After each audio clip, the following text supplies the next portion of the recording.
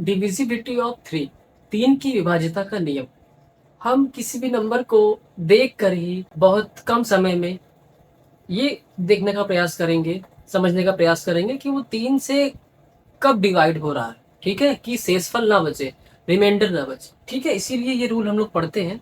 अन्यथा अगर पूरा ही डिवाइड करके देखना पड़े तो सोलह कोई मतलब नहीं। ठीक है, संख्या के अंकों का योग तीन से विभाजित हो तो वह संख्या भी तीन से विभाज्य होगी।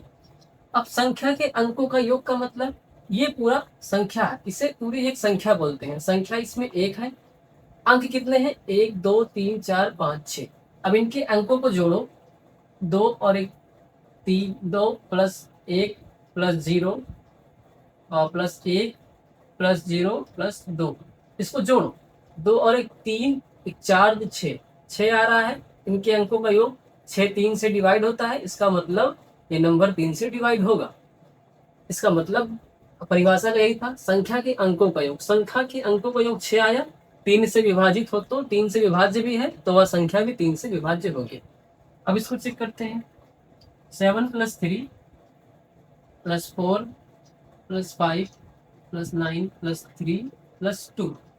सात और तीन दस, चार चौदह, पाँच उन्नीस, उन्नीस और नौ अट्ठाईस, दो तीस, तीन तैंतीस, तैंतीस आया। अब तैंतीस क्या है? तीन से डिवाइड होता है कितनी बार में? 11 बार में। तो इसका मतलब ये नंबर भी तीन से डिवाइड होगा। इसको देखते हैं।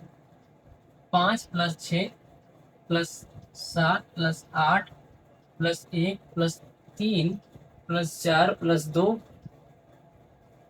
दो और प्लस छः प्लस एक प्लस पाँच प्लस सात, इसको जोड़ो। पाँच और छः 11, 11 और सात 18, 18 तो 20, छः 26, एक 27, तीन 30, चार 34, 34 और दो 36, 36 और चार 40, दो 42, एक 43, 43 और पाँच 48, 48 दो 50, पाँच 55। 55 क्या तीन से डिवाइड होता है? नहीं। इसका मतलब ये नंबर भी तीन से डिवाइड नहीं। अब ये करने पर बहुत लंबा हो रहा है, लॉन्ग प्रोसेस जा रहा है। ठीक है, तो इसका शॉर्ट ट्रिक ये है, हम यहाँ पर देखेंगे अगर किसी दो अंकों या तीन अंकों या चार अंकों या एक अंक भी को मिलाकर अगर वो तीन से डिवाइड हो रहा है तो उसको यहीं पे काट दो। जैसे दो और तीन, दो और एक जोड़ेंगे तो तीन आएगा, तीन को हम यहीं पे काट देते हैं। मतलब दो और एक तीन करेंगे, दो और एक करेंगे, तीन आएगा।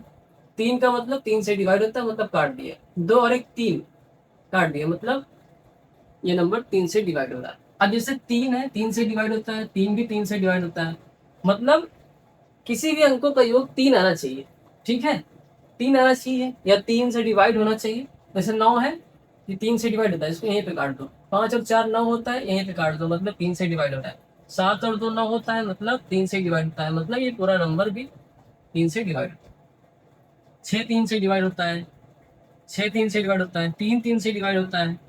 सात और पाँच 12, तीन से डिवाइड होता है, काट दो। आठ एक 9, तीन से डिवाइड होता है, काट दो। चार और दो 6, तीन से डिवाइड होता है, काट दो।